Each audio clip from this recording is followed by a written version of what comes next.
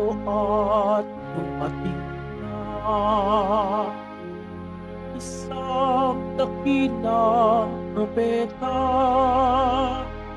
sugo ng Diyos sa bayan niya.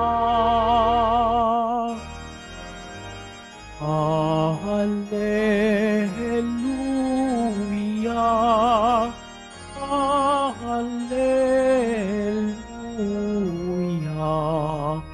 Hallelujah, Hallelujah.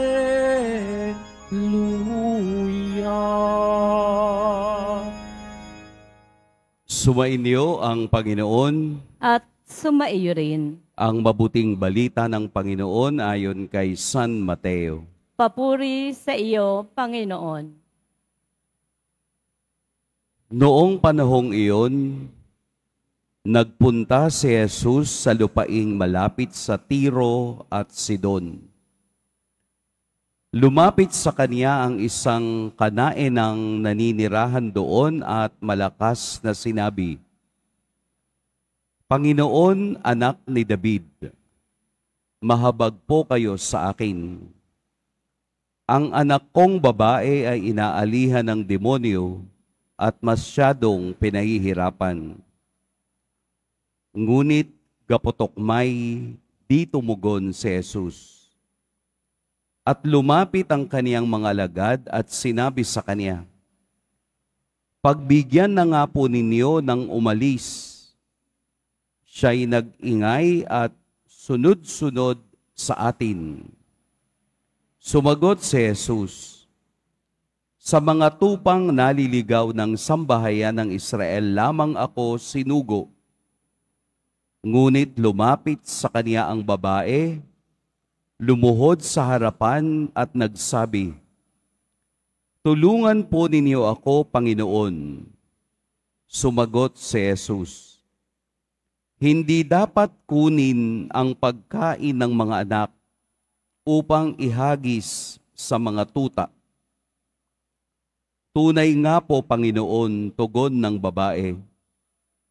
Ngunit ang mga tuta man ay nagsisikain ng mumong nalalaglag sa hapag ng kanilang Panginoon. Kaya't sinabi sa kanya ni Jesus, Napakalaki ng iyong pananalig. Mangyayari ang hinihiling mo, at nooy di gumaling ang kaniyang anak. Mga kapatid, ang mabuting balita ng Panginoon. Pinupuri ka namin, Panginoong Heso Kristo. Magsiupo muna po ang lahat. Kaya't sinabi sa kaniya ni Jesus, Napakalaki ng iyong pananalig. Mangyayari ang hinihiling mo. Ganda, no? Yun bang kapag meron kang ipinagdarasal, meron kang hinihiling sa Diyos, sa ating Poong Jesus Nazareno, ang kaniyang tugon ay maliwanag. Mangyayari ang hinihiling mo. Pero bago yun mangyari, mayroon pang sitwasyon na dapat nating tingnan. Ang babaeng Kanaanite ay hindi kabilang sa bayang Israel. Ibig sabihin, siya po ay dayuhan. At kung dayuhan, hindi niya kilala ang tunay na Diyos. Pero dahil sa kaniyang pagkakita kay Jesus, siya ay humingi ng isang pabor. Kahit na siya ay foreigner, kahit na siya ay dayuhan, kinilala niya si Jesus bilang Panginoon, bilang anak ni David, na kayang magpagaling at magpalayas ng masamang espiritu. Sa unang pagkakataon at unang pagkikita nila, napansin ninyo na ni gaputok may di tumugon si Jesus. Ibig sabihin, yung pagsigaw ng babaeng Kanaanite na pagalingin ang kaniyang anak, hindi pinansin ni Jesus. Unang pagkakataon, sa ikalawang pagkakataon, nung kaniyang paghingi at pagsabi na kahit tuta man ay naghihintay kahit mga mumong nalalaglag sa mesa ng Panginoon. Doon nakita ni Jesus ang pananampalataya ng babaeng Kanaanite. Ano po ang pinahihiwatig sa atin bilang mananampalataya? Ano ang pinahihiwatig sa atin bilang deboto ng ating Poong Jesus Nazareno? Simplihan po natin.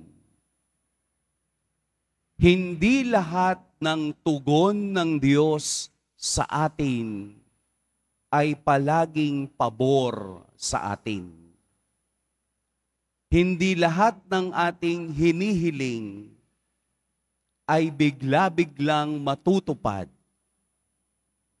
Mayroong proseso, mayroon kang gagawin, mayroon kang bahagi upang ito ay matupad. Katulad ng babaeng Kanaanite,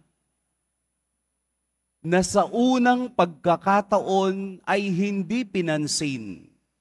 Pero dahil sa kaniyang insistence, dahil sa kaniyang pagtsatsaga sa pagsunod kay Jesus, nakakuha siya ng pagkakataong sabihin kung ano ang kaniyang nasa kalooban.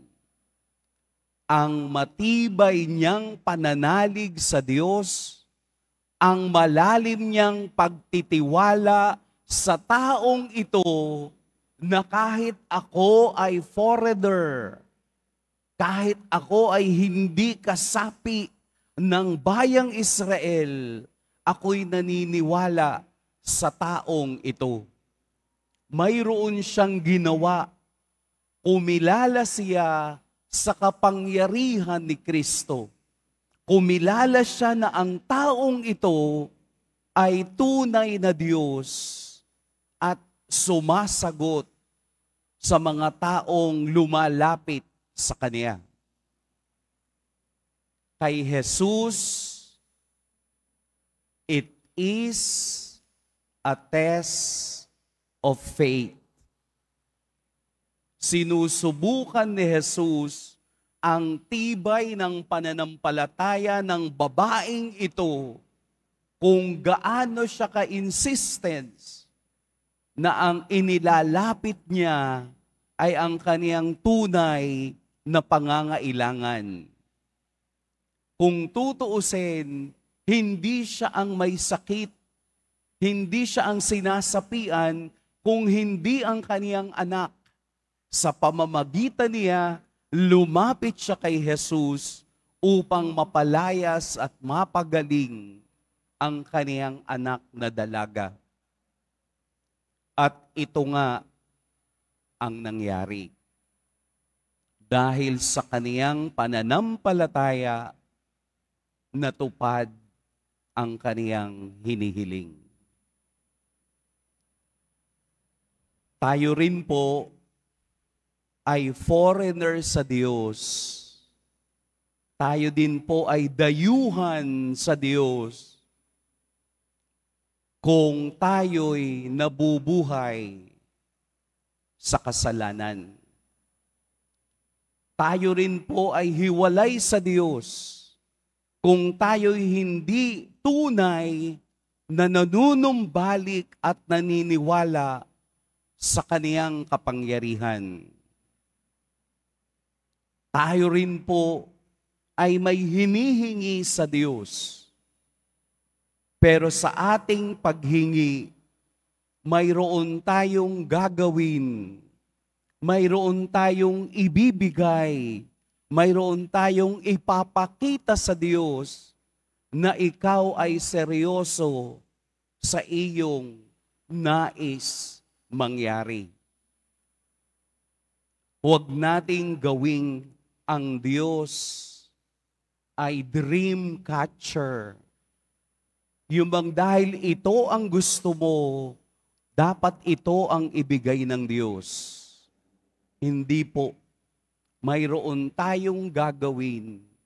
Mayroon tayong bahagi sa ating relasyon sa Diyos. Bibigyan ko po kayo ng isang halimbawa. Mayroon po akong isang pinsan na laging nag-a-apply papunta sa abroad.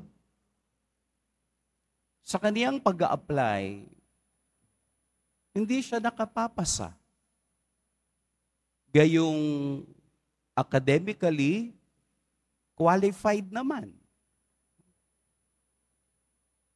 One time, he asked me, ano po yung problema sa akin? Bakit hinihingi ko naman sa Diyos, pero bakit hindi ibinibigay? Baka kayo ganun din. Hingi kayo ng hingi sa Diyos, nagtatampo na kayo kasi hindi niya ibinibigay. Alam mo ang sabi ko sa kanya? You go back to your family at yung sagot sa bakit ay makikita mo. Bakit? Ano bang problema sa aking pamilya? May kapatid ka na hanggang ngayon 7 taon na, hindi kayo nag-uusap. 7 taon na galit pa kayo sa isa't isa at hindi nyo maibaon ang inyong tampuhan. So paano papasok yung grasya ng Diyos, ang pagpapatawad ng Diyos, ang pagyakap ng Diyos, ang pagbibigay niya ng iyong hinihiling, kung sa sarili mo may humaharang, kung sa sarili mo ma-pride ka pa rin. Sabi ko sa kanya, gagamitin mo pa yung tagumpay mo ng pag-abroad para magyabang sa kapatid mong kaaway mo. Go back to your family. Talk to her, forgive, at saka ka magdasal sa Diyos. Nagkataon lang na pari ako kaya sumunod. Siguro kung hindi ako pari, hindi susunod. Sumunod.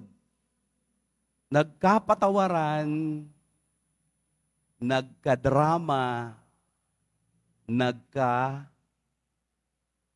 roon sila ng closure sa kanilang pinag-awayan. After 1 week, naka-abroad siya at 15 years na sa Austria. Ano pong ibig kong sabihin? Kahit hiling nayo ng hiling sa Diyos, kung may pumipigil sa ating kalooban, hindi magtatagumpay ang kaniyang plano. Dahil alam niyang hindi pa panahon para ibigay sa iyo ang hinihiling mo. Mayroon ka pang gagawin. Mangumpisal ka. Subukan niyo pong mangumpisal. Ang atin pong kumpisal dito sa ating simbahan ay mula 6:00 ng umaga hanggang 6:00 ng gabi. Para makumpleto ang pagtawag mo sa Diyos. kumpletuhin mo din ang paglilinis ng iyong kaluluwa. Baka panahon na para makita nating gumalaw ang tunay na biyaya at Espiritu ng Diyos sa ating buhay dahil mayroon akong ginawa para tanggapin ang biyaya ng Diyos. Sana po hindi tayo maging katulad ng palaging hiwalay o foreigner sa biyaya ng Diyos. Pumasok tayo doon sa grasya ng Diyos at atin pong gayahin ang pananampalataya ng babaeng Kanaanite na ipagsigawang Panginoon, anak ni David, maawa po kayo sa akin. Humihingi tayo ng biyaya at pagpapala ng ating Poong Jesus Nazareno at aagos yan at mangyayari yan kung may espasyo ang Diyos sa inyo. Linisin natin at makikita nating magliliwanag ang kasagutan ng Diyos sa inyong mga hinihiling. Pagpalain tayo ng Poong may kapal.